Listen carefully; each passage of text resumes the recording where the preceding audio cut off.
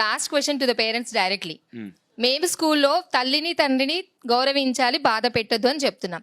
ఎంతమంది పేరెంట్స్ ఇంటికి వెళ్ళాక టీచర్స్ కి రెస్పెక్ట్ ఇవ్వాలని చెప్తున్నారు? అది మేము క్వశ్చన్ చేస్తున్నాం. యాజ్ ఎ టీచర్స్ ని గౌరవించాలని వాళ్ళు చెప్పాలి, మోటివేట్ చేయాలి. మెయిన్ క్లాస్ లో సబ్జెక్ట్ కాకుండా చాలాసేపు మోటివేషన్ క్లాసెస్ కూడా తీసుకుంటాం. సో ఆ మోటివేషన్ అనేది ఈవెన్ పేరెంట్స్ కూడా తీసుకుంటే మీరు అనుకున్న చేంజ్ ఏదైనా రావచ్చు. ఖచ్చితంగా నేను ఇందాక కూడా చెప్పాను, అమ్మ నాన్న టీచర్ ముగ్గురు కలిస్తేనే పిల్లాడి జీవితం బాగుపడుతుంది. తల్లి గనక పిల్లాడి ముందు తండ్రిని తక్కువ చేస్తూ మాట్లాడితే పిల్లాడి జీవితం నాశనం అయిపోతుంది, తండ్రి విలువ పడిపోతుంది. తండ్రి కనుక తల్లిని తక్కువ చేస్తూ పిల్లాడిని హైలైట్ చేస్తూ తల్లిని తక్కువ చేస్తూ ఉంటే తల్లి వాల్యూ పడిపోతుంది.